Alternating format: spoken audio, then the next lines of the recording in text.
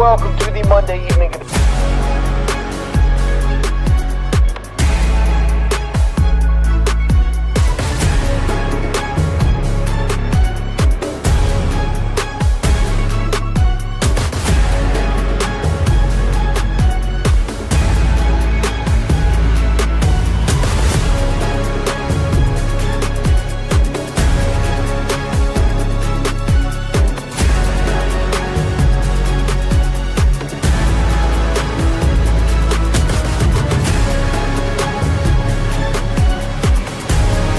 Love ball like I do.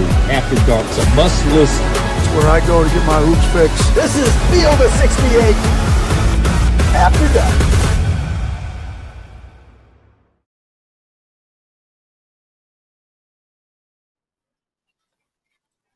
Welcome in. It is the Field of 68 After Dark on a Wednesday. Going to have a great time tonight. Got a great group with me. The coach, Matt McCall, is alongside. The great Kevin Sweeney is here as well. Kind of a ho-humish night of basketball. And I say kind of because we had a hell of a finish in the North Texas-Minnesota game not too long ago.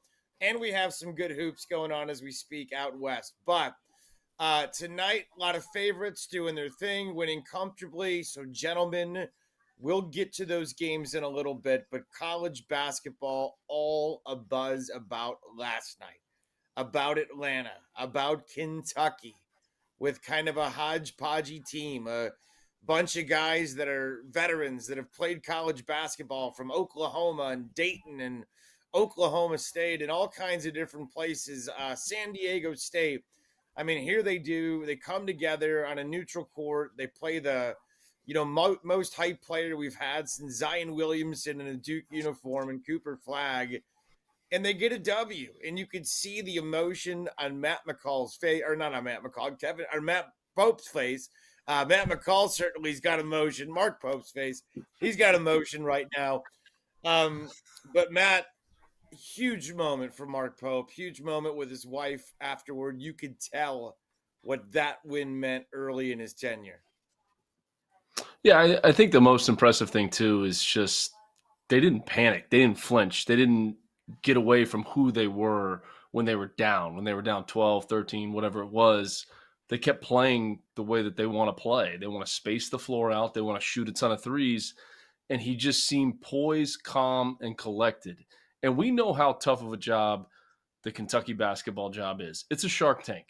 And they've had national championship coaches like John Calipari, Tubby Smith, that at the end of their tenures, the fan base was not happy and they wanted them to move on. And so this guy walks in there as a former player going into his alma mater. That's not an easy thing to do. And you see what he did last night and just the poise that he had on the sidelines and how his team is playing and the message that these kids are saying with, and they're not kids, the message that his players are saying, even in the press conferences after these games, about it's not about the name on the back of the jersey. In today's day and age in college basketball, there's a lot about the name on the back of the jersey. What can I get? How much can I get? What can I jump in the portal? I'm not happy. I want to go here. I want to go there.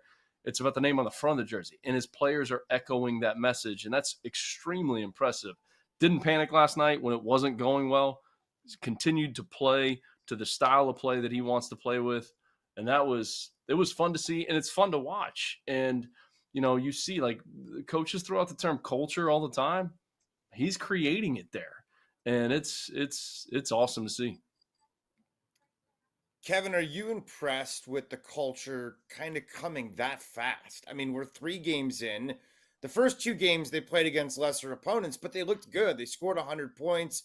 This game against Duke, it got a little iffy towards the end. And it was kind of a reversal of what we've seen in years past in the Champions Classic, where Kentucky had that young team that kind of wilted, and when adversity struck, they didn't know how to handle it.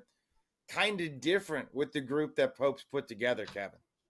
Yeah, they've got a group of guys that have been through a lot of wars. Maybe not together, but Lamont Butler's playing a lot of big games. Jackson Robinson was going through the Big 12 last year. Andrew Carr went through disappointment in the ACC when Wake Forest was rolling towards the NCAA tournament and fell apart late, right? Like, these guys have done it. And look, I think Mark Pope deserves a ton of credit for building culture, but I think McCall can attest to this. You also have to recruit culture, and I think he recruited culture guys, 1000%.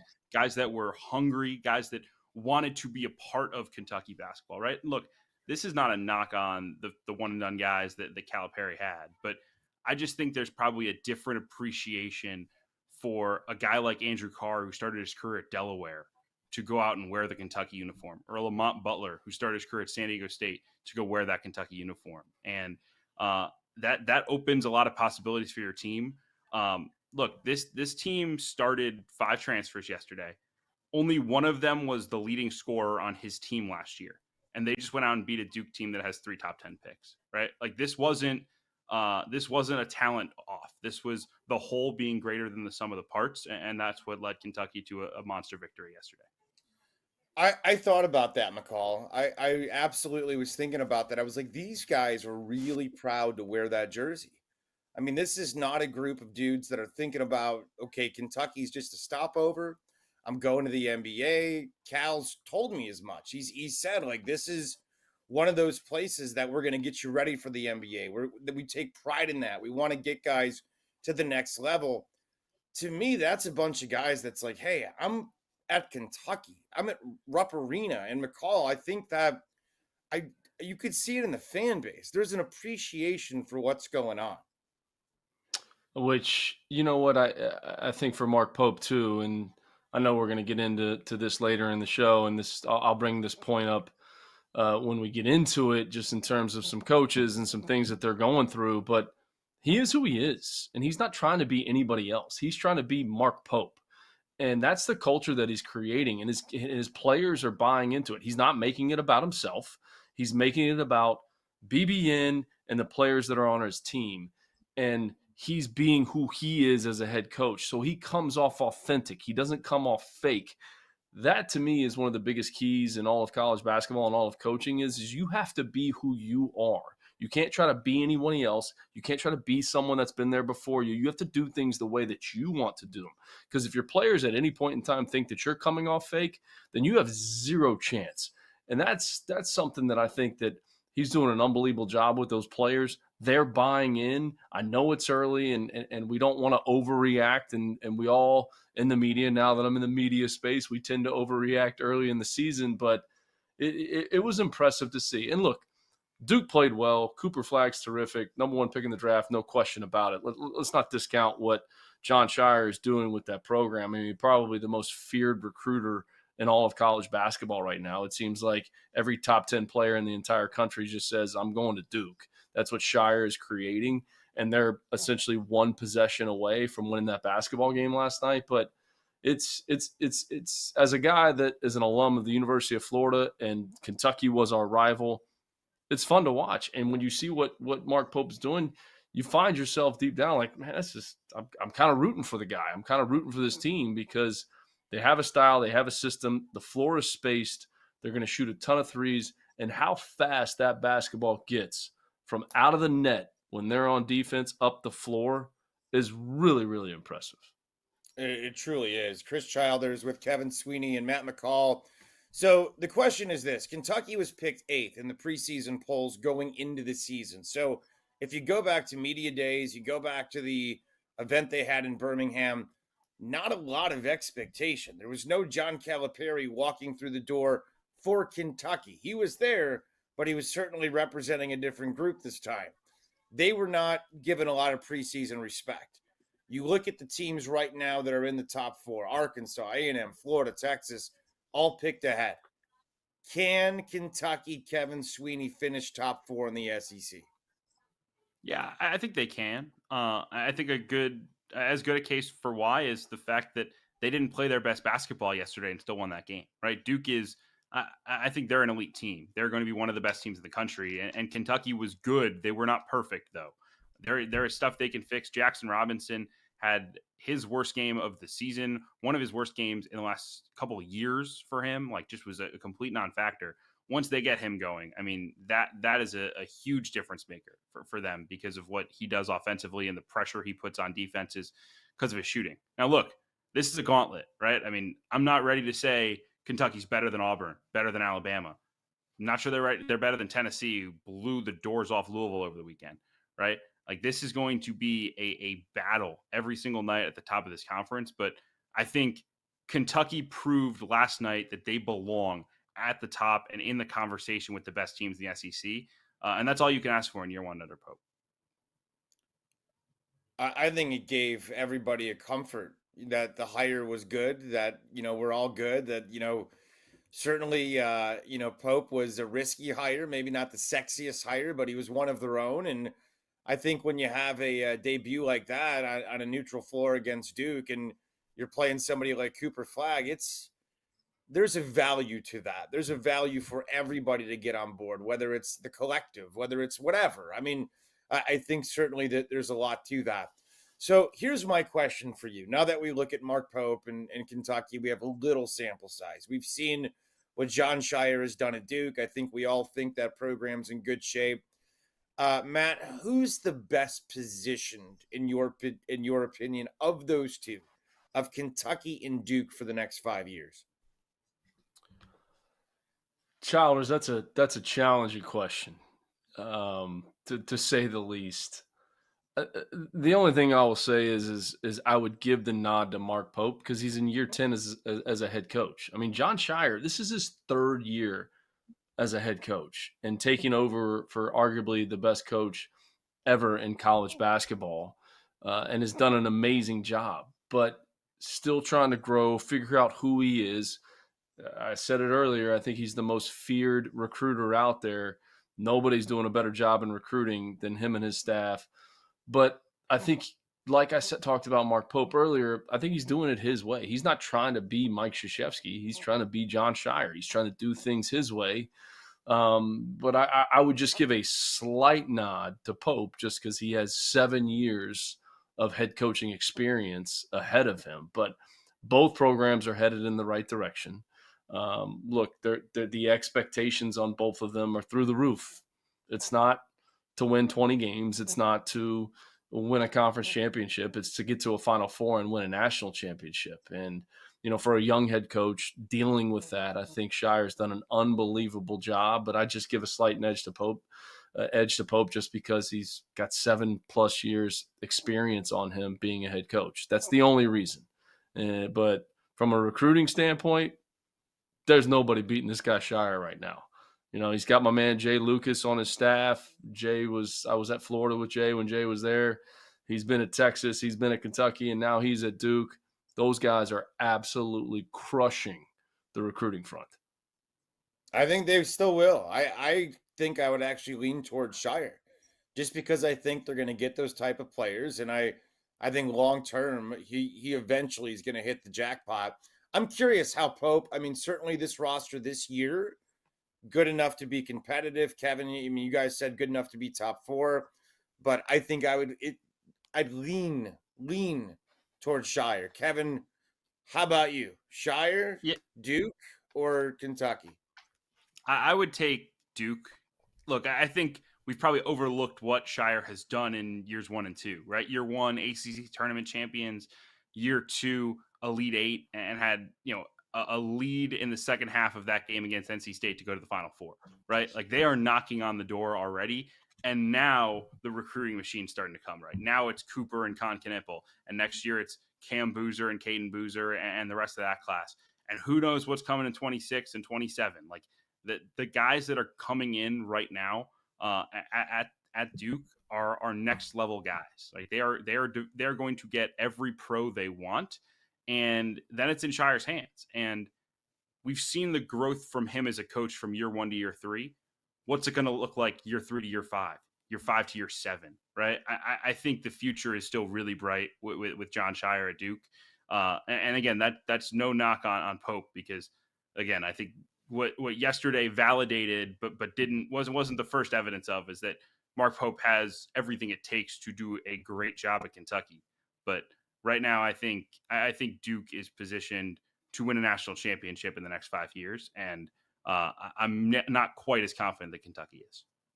Yeah, and to your point, Sweeney, it's a toss-up, right? It's like you could go with either one. The reason I give Pope a slight edge is just because of the experience factor, but what Scheyer's doing is, I mean, it's remarkable to step into those shoes. And we see Kyle Neptune at Villanova. Like, that's not easy to do. It's not easy to walk into taking over for a living legend, arguably one of the greatest, arguably the greatest coach in college basketball history. And you know what? Do it at a high level, continue recruiting at a high level. And, you know, it's impressive. Well, I think the message here is that both programs should be in pretty good shape. I mean, that there is a legitimate debate about Duke and Kentucky. The other game yesterday, everybody's whining that Michigan State was even in it. Not a terrible game. Kansas wins 77-69. Michigan State was competitive enough. Hunter Dickinson is a monster. He's been playing college basketball for what feels like a decade, but, you know, he's getting ready to get his AARP card at this point. But 28 points, 12 rebounds. Is he a doctor? Is he a doctor? He must be. I mean, honestly, he's Dr. Dickinson, but 13 of 21, super efficient around the rim. Is he the best big guy, Matt McCall, in college basketball? Look, there's some other good front court players. There's no question about it. I mean, Ryan Kalkbrenner is absolutely outstanding. But this guy's in a league of his own, in my opinion. And to your point, he's been there for a long time. He's been through a lot in his career. I think the way that the season ended last year for those guys, I think they're motivated. They just seem to play with such poise coming down the stretch. I thought DeJuan Harris, too, late in the game with the ball in his hands, it was kind of like, hey, guys, like, we have a lead. We don't need to panic here. Let's just catch our breath and make sure we get a good possession. But, you know, 13 of 21 from the field, I don't really think there's any argument with who's the best front court player in the country. He was posting up. They were running actions for him down the stretch of the game to get him the ball inside, shoots threes, you know, just does a little bit of everything. I mean, if there was a knock on him, he was 1 for 4 from the free throw line. But I don't see anybody else in the country just in his stratosphere in terms of what he brings to the table and the people that are around him. And Bill Self, who has won more games now at Kansas than Fogg. And it is the Fogg where they play, which is just unbelievable. He has won more games than him. Last night, I think they anointed him. They gave him a doctorate on air during the game. They said now he should be Dr. Bill Self because of what he's done there. It's unbelievable, man. Dr. Self and Dr. Dickinson. Yeah, go ahead, Kevin. Yeah, I was just going to say, look, I don't disagree. Offensively, Hunter Dickinson is the most skilled big in the country. Like, what he does on the block, the way he's expanded his game, like, I won't push back on you there. But I do think there's two sides of the floor, and Hunter's gotten better defensively. But to me, the most complete big in the country is Johni Broome at Auburn, right? Like, what he does defensively, protecting the rim, is massive. He can post score. He can handle the ball on the perimeter. He can pass. He's shooting the three now.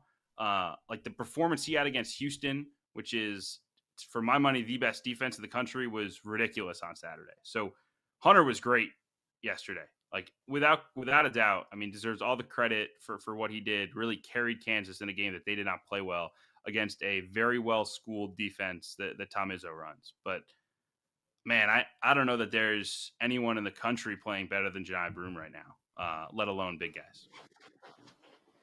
He's been outstanding. Johni Broome certainly has been outstanding, and we saw him against Houston on Saturday. He was an absolute monster in spite of the fight, in spite of the fact they had to turn around and come back and things kind of. Do you think he broke it up?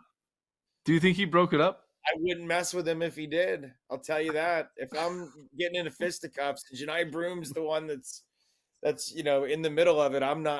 We're done fighting at that point. I don't want Johni Broome to touch me. He's a big old boy. I've been around him a couple of times. He certainly could do some damage. We'll take a break. We'll come back. There's been a lot of talk about the Champions Classic in Atlanta. Michigan State, do they belong in it still? Should we have true champions in the Champions Classic? And is it disrespectful to Tom Izzo to even talk about it? Let's talk about it next. on the Field of 68 After Dark, presented by BetMGM.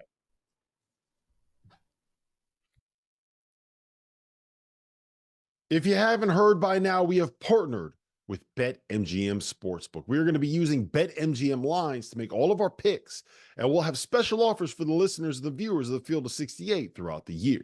If you haven't signed up for BetMGM yet, you can use bonus code FIELD, and you will get up to a $1,500 first bet offer on your first wager with BetMGM. The best part, all you need to do is deposit and bet $10 of your own hard-earned money to be eligible. Here's how you make it work. Download the BetMGM app and sign up using that bonus code FIELD. Deposit at least $10 and place your first wager on any game, and you will receive up to $1,500 in bonus bets if your bet loses. Just make sure that you use that bonus code FIELD when you sign up.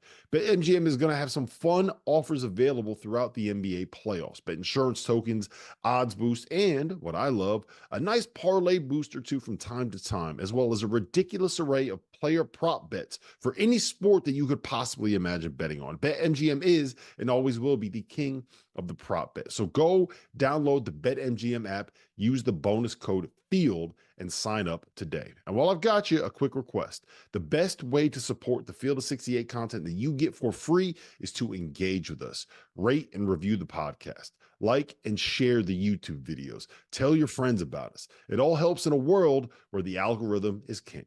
And now, back to the show.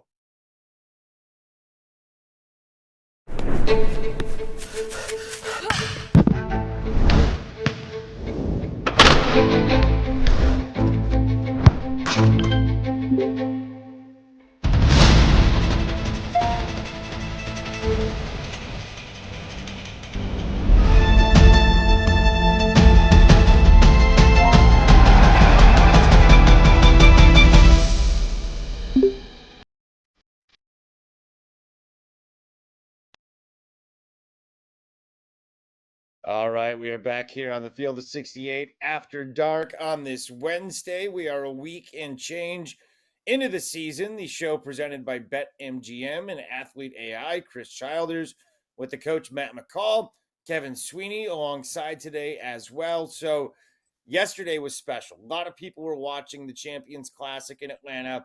I believe the ratings overnight over 2 million for the Duke and Kentucky game. People are drawn to those brands for obvious reasons. I had the debate earlier today with Rick Neuheisel on my show on Sirius XM, and he complains that a game like that should be played later in the season. And I said, nonsense. I think it's great that we have, right, McCall, like we have a buildup. We have excitement at this point early on in November. I think there's a lot of value to it. The question is, though, there's been all these people talking today. Michigan State, do they belong in this thing? We know Kansas and Duke and Kentucky certainly have that pedigree. Michigan State had it. Arguable, do they still? Kevin, would you replace Michigan State or keep them in this thing? Well, I wouldn't kick anybody out of the Champions Classic. I think the Champions Classic is a brand exercise. If we really wanted to do the champions, we would just cycle the four most recent champions over and over again, right? That would be the true Champions Classic, but we're not doing that because we want Duke in there and we want Kentucky in there, right? So look, I think Michigan State does feel like they're lagging behind a little bit. Like talent-wise, that team did not look quite on the same level as Kansas, Kentucky, or Duke, both in terms of bodies and athleticism, but also just like overall like skill level and shot making ability. I just think they're further behind right now, but it's still one of the premier brands and a huge name on the sideline, obviously. So I don't think we need to be booting Michigan State anytime soon. Now, look, if there's an opportunity to get UConn involved in this thing, by all means, like, let's do it, right? And maybe there's a sixth team we can get in. Let's do it as a triple header, right? Is it Arizona? Is it Gonzaga? Is it Carolina? Right? Like there's got to be another brand we could pair in with UConn and get this thing to a triple header. And if we can make that work, I'm all for it, right? But I don't think we need to be in replacement mode because Michigan State's had a couple down years. McCall, you're in agreement? I'm in total agreement. Okay, Tom Izzo's been the head coach at Michigan State since 1995. The only 2 years he hasn't gone to the NCAA tournament are his first 2 years. So we're not booting Michigan State out. And the fact that we've seen these legends walk away from the game and say, you know what, I've had enough of this. I'm not dealing with the transfer portal. I'm not dealing with NIL. Like, he's not doing that. And he's still doing it at a high level. So we don't need to kick Michigan State. We need more nights like this in college basketball early in the season.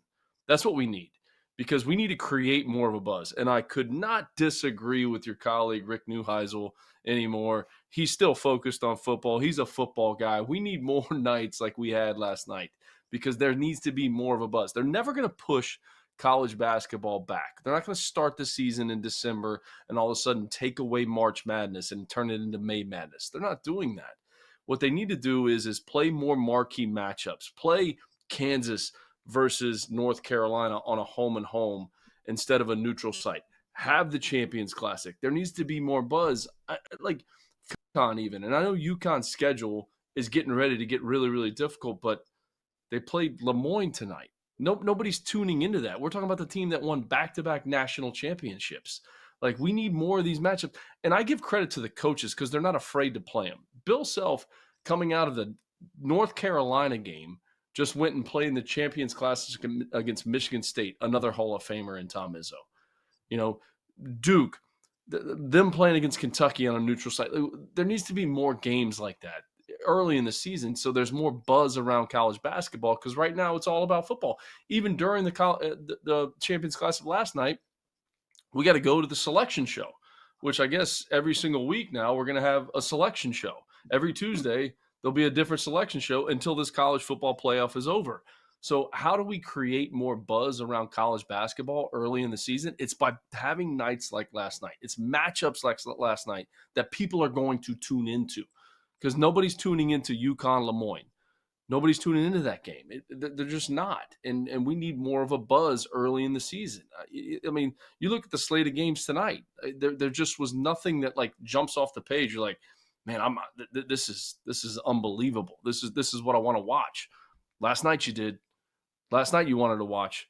And there used to be a buzz around Midnight Madness. It was October 15th or 16th.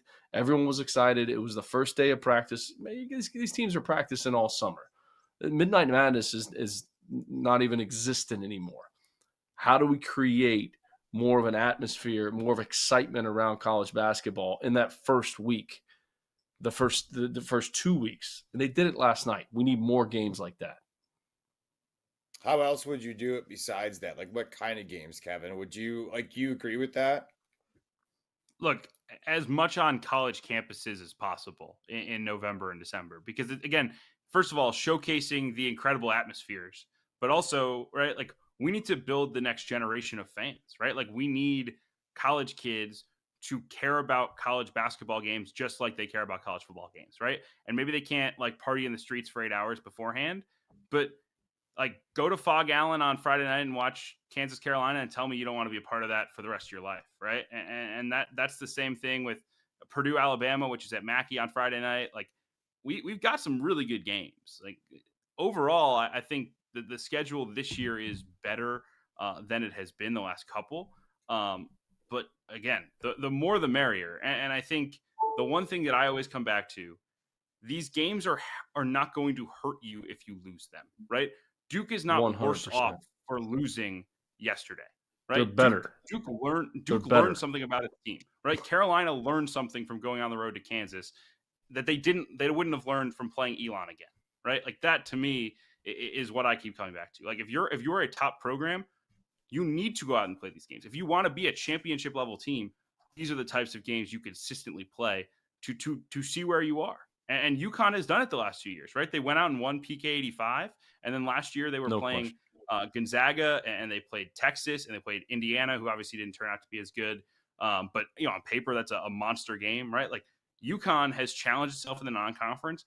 And then when they get to the NCAA tournament, all right, we've seen this. We've seen everything that they can throw at us, right? And I think everyone needs that mentality. Chris Childers, Kevin Sweeney, Matt McCall, Field of 68, After Dark. So back to Michigan State. They get beat by Kansas last night. I'm curious because there was a time I think that a certain generation looked at Izzo and looked at Michigan State in that blue blood category. They were like Duke. We expected them to be a Final Four caliber team, or Kentucky or UConn or whatever. Izzo's not going away. I know McCall said we should appreciate the fact that he's still around. I totally agree. He's a living legend. He's been to 8 Final Fours. He's won a national championship. But at this point, while the game has evolved and the world of roster building has evolved, what can we genuinely expect from Michigan State? Like, what are they now in the world of basketball, guys? Look, I think the thing that concerns me with Michigan State is that they haven't stopped recruiting at a high level. The development hasn't been the same. And I think part of that is the landscape, right? Guys aren't as patient. There isn't the sell of, hey, come in, sit as a freshman, learn and get better. But really, like, I think there was so much disappointment about Michigan State last year because that should have been a culmination of multiple years of guys like AJ Hogarth and Tyson Walker, Jaden Akins, Malik Hall, Madi Sissoko, and it didn't go anywhere, right? And so now they're sort of restarting with this younger group with Jeremy Fears and Xavier Booker and Cohen Carr. All those guys were super highly regarded recruits, top 40, top 50 in the country. And all three have struggled. Like, none of them have broken through yet. And look, if they're patient with Izzo, good results will come, right? The track record's there. These guys will continue to get better. But right now, those guys aren't at that level. And if Michigan State is going to continue to operate in this way and not be all in on the portal, and how can we supplement with portal guys and get older, and they're going to be 10 toes down in player development and recruiting guys who want to be there for 3 and 4 years, then you better hit on the guys that you do take. And there is a lot riding on this Booker, Carr, Fears class, as well as some of the other young guys like Jace Richardson, who I think is really good. But there's a lot on those guys to continue to climb over the next 3 and 4 years if Michigan State's going to get back to competing for Final Fours and national championships. McCall, what do you think about the development and why it's maybe not the same? Yeah, look, I mean, obviously times have changed in college basketball, and all these coaches are having to evolve. And, you talk to them and, how have you evolved as a coach? What have you had to change? And you see these guys that walk away. They're like, I'm not dealing with this. Tony Bennett, I'm not dealing with this. I'm not doing it. I'm not the right guy for the job. And I'm not saying that's the case with Tom Izzo. Look, they're always going to play hard. They're always going to be extremely physical. They were in the game last night against arguably the number 1 team in the country. So you got to think about that. They shot 3 for 24 from the 3-point line. So, you kick in 2 more of those, 3 more of those, it's a different ball game. And we're sitting here and we're like, man, Michigan State just beat Kansas. Are you kidding me? The number 1 team in the country. So, I think these coaches are still trying to navigate the landscape of college athletics right now. And I say athletics because it's not basketball. It's everybody's dealing with it. It's how much are we going to go into the portal, right? Are we going to just go in the portal? Are we just going to go into, like you look at a team like Marquette, you look at Shaka Smart and what he's doing. It's, hey, development and retention. That's going to be our focus. We don't have to go in the portal. You look at a team like Illinois, when they bring in all those new guys, 5 freshmen, 5 transfers. That's going to be their model. I don't think any school and any situation is the same, but these coaches are just trying to figure out how are we going to do this to continue to play at a high level. I think the Michigan State culture has always been there. It's not going to change. And they went toe-to-toe with the best team in the country last night. I mean, Alabama's won, Kansas is 1A, whatever you want to do and how you ever want to do that with those 2 teams. But I just think that Tom Izzo is who he is. And at this point in his career, he's not going to change a whole lot. But he's still going to win 25, 26 games, no question about it. And for Michigan State fans, hopefully they're happy with that because the guy has given them the world. I mean, he has made them as relevant and important and as sexy as any program in the Big Ten. So hopefully there is a appreciation in East Lansing for what Izzo has done. Let's take a break. We'll come back. Let's get into the games tonight. It wasn't the juiciest night, but some interesting results, including a crazy finish with North Texas and Minnesota. We'll talk about it next on the Field of 68 after dark. Now that the college basketball season is in full swing, you need to make sure that you have access to the best betting tool on the market, the Rhythm app. Spelled RITHMM, is a data-backed app that uses AI and analytics to identify inefficiencies in betting lines and the player prop market that will allow you, the user, to profit. You can create customized, analytics-driven betting models tailored to your personal preferences as a bettor. Users have access to up-to-the-second against-the-spread data. And if you're like me and you understand pictures better than numbers on a screen, Rhythm's internal trend analysis provides you with the kind of graphs that will allow you to evaluate past results and project future performance in a visual way. Every Division I college basketball team is included in the Rhythm's metrics. Free subscribers to the Field of 68 Daily will get 25% off for a Rhythm subscription. Use the QR code on the screen to sign up or download at the link in the description. Back here, Field of 68 after dark on this Wednesday. Chris Childers with Kevin Sweeney and Matt McCall. We had a bunch of basketball tonight. It wasn't the craziest, greatest night of basketball, but certainly we did have some spots where it was pretty entertaining, including in Minneapolis, Minnesota. North Texas wins on a poster dunk at the end against Minnesota. The Mean Green from the American improved to 3-0. Minnesota now drops to 2-1. McCall, a heartbreaking and embarrassing way to lose for the Gophers. What's the fallout from that? Yeah, I just think in that situation too, the rule number one, nobody can get behind you. That's the only thing. Everybody put everybody in the backcourt. Nobody can get behind you at that situation in the game. It's tough. It's difficult, especially early in the season. Look, I don't like to do the whole hot seat thing. That's Jeff Goodman. We'll leave that up to him. But this is an important year for Ben Johnson. There's no question about it. They showed some progress last year. They got to win some games this year. And, you lose a game like this early in the season, one of the hardest things to deal with is, how does your team respond? And can you keep everyone focused at the task at hand? They have, one of the more talented players in all of the Big Ten, but this one's tough, especially at home, especially this early. They can recover from it. They can move forward from it, but to lose a game like that on a situation linked to the floor is not an easy thing to deal with early in the season. It might be an indicator of things to come. Kevin, do you think long-term the Gophers and Coach Johnson are in harm's way?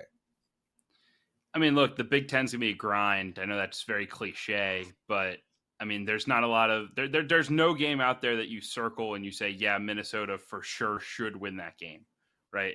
They're going to have to find a way to grind out some of these 50-50 games that they won last year, right? I mean, that was the reason for all the excitement and optimism, was that they found ways to win down the stretch and close strong, right? But it did not finish today. Offensively, certainly a work in progress. That said, I do want to give some credit real quick to North Texas, because we talk about how hard it is at the mid-major level with the portal. They lost 50 combined points per game from a year ago, 5-0. Jason Edwards to Vanderbilt, Reuben Jones to Michigan, Aaron Scott to St. John's, and CJ Nolan to New Mexico. No pouting, no complaining about how the sport is ruined. They just showed up, went back to work, rebuilt their roster, and got rewarded tonight with a Big Ten win. And they're 3-0. Look, I know it's quote unquote a bye game loss, but North Texas is going to be a top 100 team or so in the country, and a top quarter team in the American. That is not a bad loss for Minnesota. It is a tough loss. It's a game you wish you had, especially on your home court. But credit to Ross Hodge in North Texas. Yeah, well, here's the other thing too. It's who else is going to step up, right? Like Dawson Garcia is one of the best players in the Big Ten, and he's proven that. And tonight he goes for 24. The problem is 24 is half their points. they have to have more offensive production. And he can shoot threes, and he can post up, and he can back his way down and in there and shoot over smaller guys. If they're going to switch, if teams aren't going to double team him, he's going to go out and get 24. It's, hey, look, 51 points is not enough points to score to win a basketball game, especially in the Big Ten. Who else is stepping up to help him? The movement around the post when the ball does go in the post to him. So I think that's Minnesota's biggest key is, can they find other guys to be able to be consistent on the offensive end of the floor, because he's terrific. Matt, what is that like for North Texas going home from Minneapolis? I know you've coached at that level. You've coached at the mid-major, low-major level, where you go on the road, you play games like that, and I know you preach you're going to win, but there's a size disadvantage, all that stuff. What are they feeling right now on their way home, honestly? Childers, there's no better feeling. My first game as a head coach, we went on the road. I actually posted the picture tonight. It was 9 years ago to the day. I was the head coach at Chattanooga, and we went on the road and beat Georgia, 92-90 in overtime. The celebration on the bus ride home, I would assume maybe North Texas was where their program is. Maybe they chartered home, but there's celebration, there's laughter, everybody's getting along. There's no better feeling. I mean, look, you got the check. So you helped your program in terms of getting the money to be able to maybe get a couple more nice things. But just a win like that, in a great environment it's one of the best feelings ever. You got a check and you got a nice boost for your program. Other college basketball tonight, Auburn beats Kent State. Little competitive in the second half, but the Tigers pulled away. Janai Broome is really, really good at basketball. 18 points, 10 rebounds. He's gotten better every year. Super efficient, 8 of 12 from the field. We saw them beat Houston. We see them tonight against Kent State. Sweeney, this team, big expectations so far, certainly looking the part.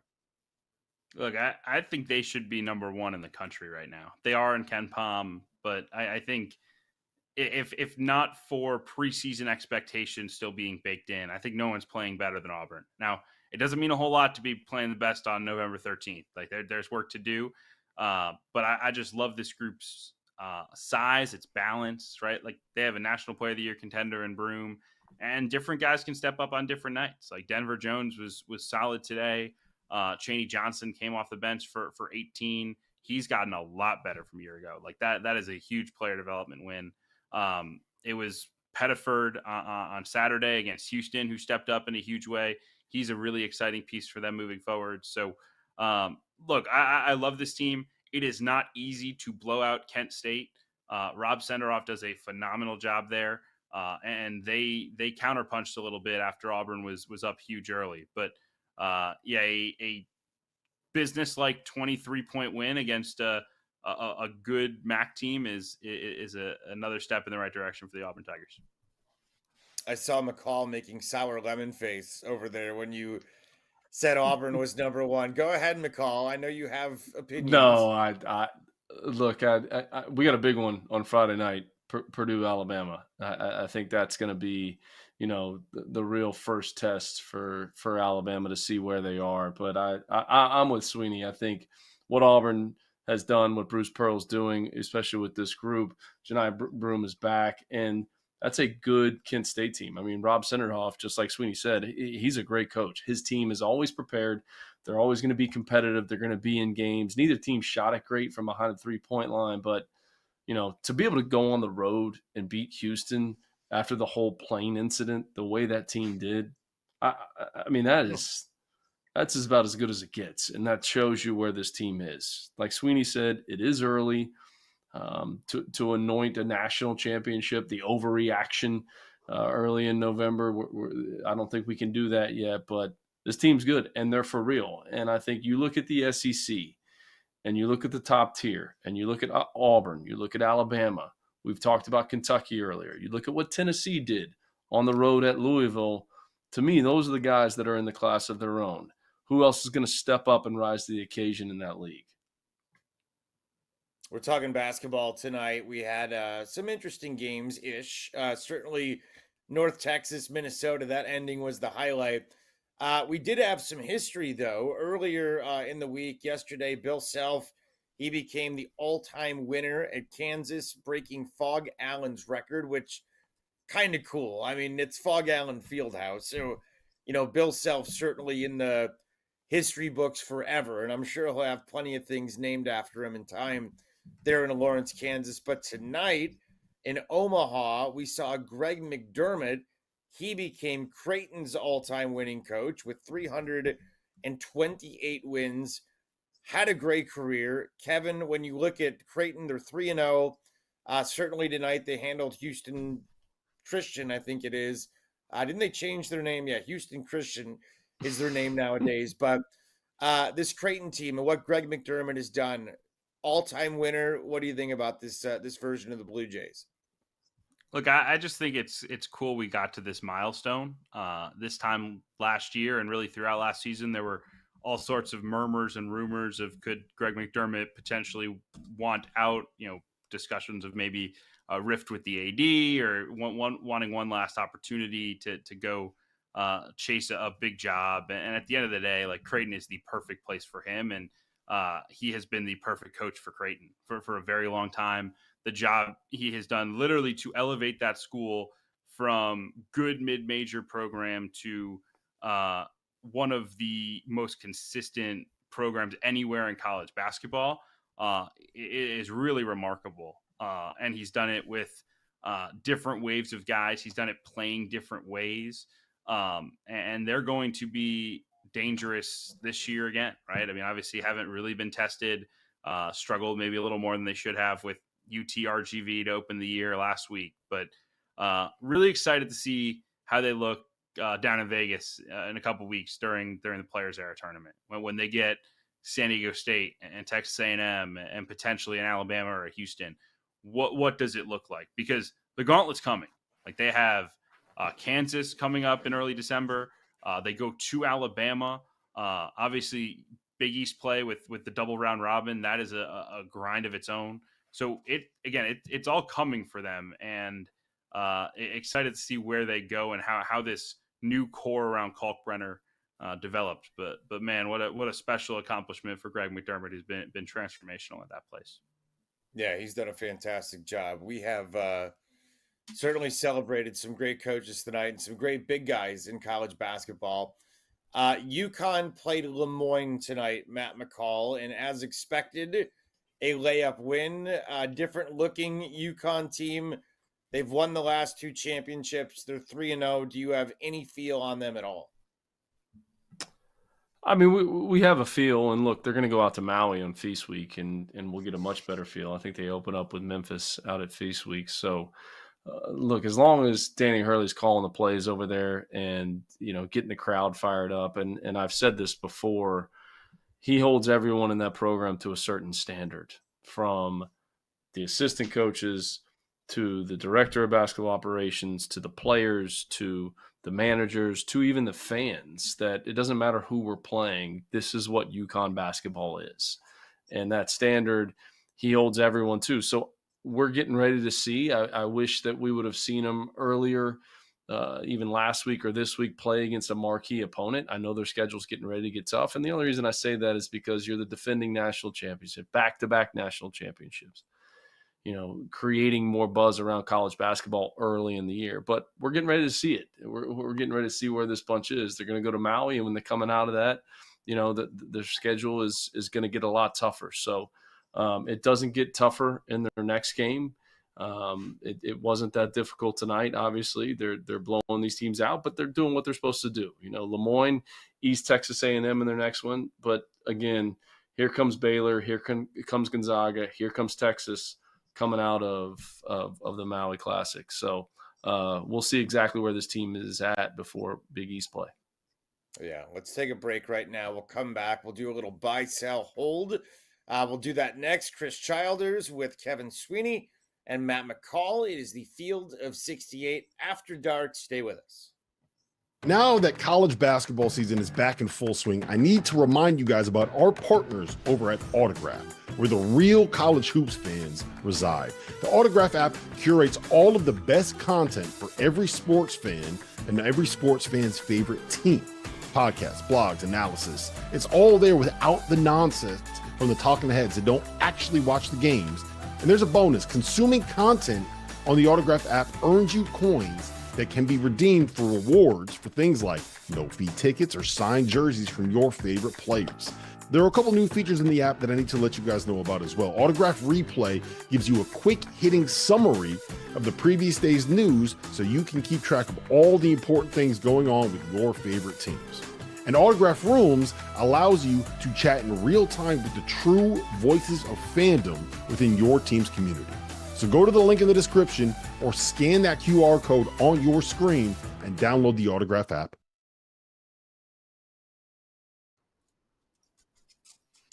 All right, we're back here. It is the Field of 68 After Dark presented by BetMGM, and a lot of great topics today on the show. We've had some decent games tonight to talk about. Last night, the Champions Classic was all the buzz, but we got a little week and change now of sample size of college basketball, so an appropriate time to maybe overreact a little bit, but do a little buy, hold, sell, or panic meter at this point.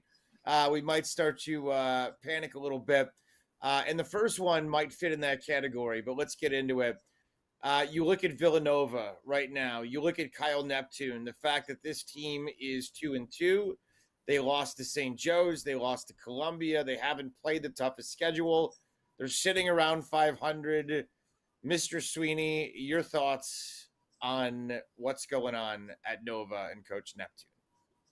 I mean, the panic meter is real high right now, right? I would give it a 10 because it's not just one loss. It's not one isolated game. It is a trend with them. I mean, the teams that they have lost to in the non-conference over the last 3 years is just inexcusable at a program the level of Villanova.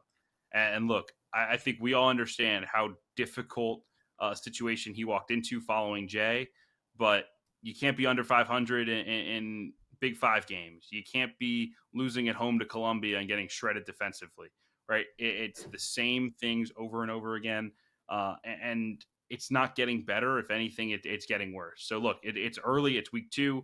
He's got plenty of time to right the ship and go make the tournament and shut everybody up. But it increasingly feels to me like if he can't do that, it's going to be hard to justify keeping Kyle Neptune at the top of Villanova. Matt McCall, buy, hold, sell, or panic when it comes to Kyle Neptune? And this is what Goodman loves this. He loves putting me on this now that I'm in the side of it, right? Because I always defend the coaches. I 100% always defend the coaches. Go ahead, defend. Look, I think there's a level of panic. There's no question about it. And Sweeney just said it, and I said it earlier in the show. You know, it's hard to take over for a living legend. And that's a difficult situation. I wish he would take the mock neck off and loosen it up a little bit and maybe put a polo on maybe and get loose. But again, and this is what I was alluding to earlier, and I talked about it with Jon Scheyer, I think the expectation for Kyle Neptune was we're going to place him in as the head coach of Villanova, and the Villanova way is just going to continue. And everybody's just going to do the same thing that Jay Wright did. Kyle Neptune is not Jay Wright, and that's not a knock on Kyle Neptune. Kyle Neptune's a good coach. He's not Jay Wright. Kyle Neptune has to be Kyle Neptune. And I'm speaking on my own experience as a head coach. I always tried to be Billy Donovan. And I think when I tried to be Billy Donovan, it didn't come off real. It didn't come off authentic. And I had to be who Matt McCall is. And I think that's the issue right now with Villanova. Kyle Neptune has to do it his way. He has to do it his way, and his players will buy in more, and they'll have more success. Everybody on his staff is a Villanova guy. Ash Howard, great guy, great coach, did a good job at LaSalle, did an unbelievable job when he was an assistant at Villanova before. They have good people around him. Mike Nardi, same thing. But Kyle Neptune is not Jay Wright. And again, let me repeat this. That's not a knock on him. he has to be who he is. They can't try to recreate what Jay Wright did. They have to do it their own way. And I see that with Duke. I see that with what Jon Scheyer is doing. He's like, hey, look, Mike Krzyzewski, he's gone. Like I'm the most feared recruiter in the entire country. We're going to play the way that I want to play. I think it's so important for coaches. You just have to be who you are, and you can't try to be someone you're not. And I think, for Villanova, that's what they have to figure out. But the panic meter is no question. It's up there. We're playing buy, sell, hold, or panic.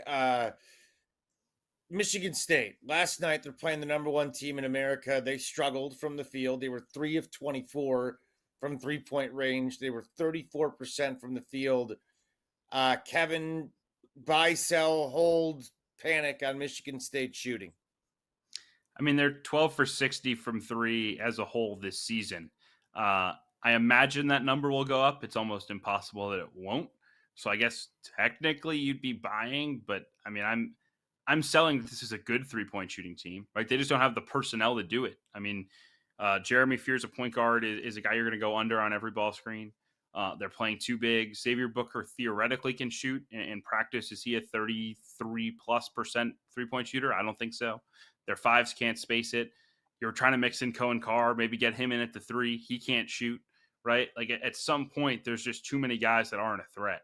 And when you consolidate the floor like that, it gets so much harder for the Jaden Akinses and the Frankie Fiddlers and those guys to go do what they do. So I do think that's this team's fatal flaw. They don't have enough shooting. I'd love to see them get Jace Richardson on the floor more because I think he's the one guy that can really change their offense and give them another dynamic ball handler. But right now, it's hard to buy stock in what Michigan State's doing offensively. McCall, how about your beloved SEC right now? We've talked a lot of Kentucky. We've talked Auburn. We've talked Alabama. Buy, sell, hold, panic on SEC depth. Ooh. Buy. 100%. I mean, there's a lot of teams that we haven't even touched on. We haven't touched on Texas. We haven't touched on Florida. I mean, we haven't touched on Texas A&M, and Texas A&M lost to UCF for the first game of the season. But this league is deep. There is no question about it. So I'm buying the SEC. Again, we'll see what happens over the next couple of weeks. We get into Feast Week. We get these tournaments. We get to see, how good is an LSU? Can Matt McMahon take the next step with this program, with the guys that he brought in? I'm actually doing the game for CBS at the Greenbrier Classic. So anxious to see teams like that. Can Ole Miss take a step forward to make sure, the guys that were near the bottom of the league last year make the league even better? But I think this league is in a good place. I'm buying the SEC. All right, Kevin, last one. Buy, sell, hold, or panic on Providence. 3-0. They haven't played anybody yet, but defensively, they've been fabulous. How you feel about the Friars? Yeah, worried offensively. 59 against Central Connecticut and 60 against Hampton. Probably not going to cut it.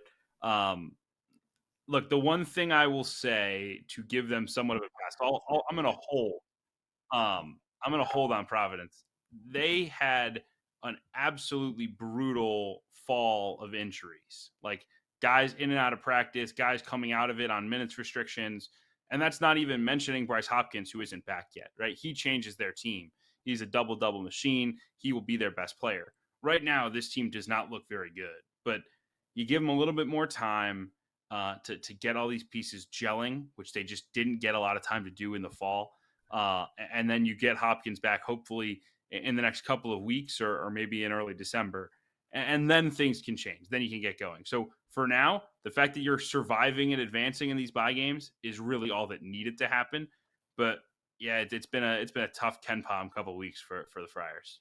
No doubt about it. All right, let's finish up the night with our toast of the evening on this Wednesday, a week and change into the season. I will give my toast tonight, and I will give it to Greg McDermott. He made history tonight in Omaha.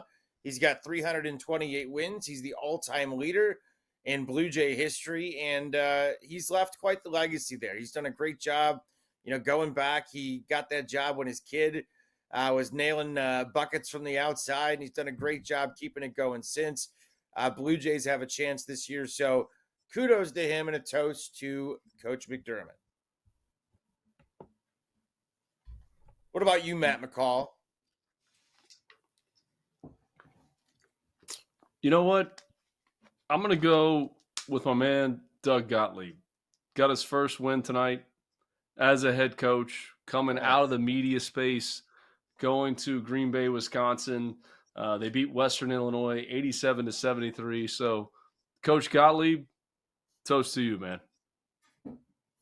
Mr. Sweeney? I'm going to shout out Doster for this little note, but toast goes to Money Williams at Montana. He had 30 tonight at Tennessee, so that's great. But the story behind him is pretty incredible.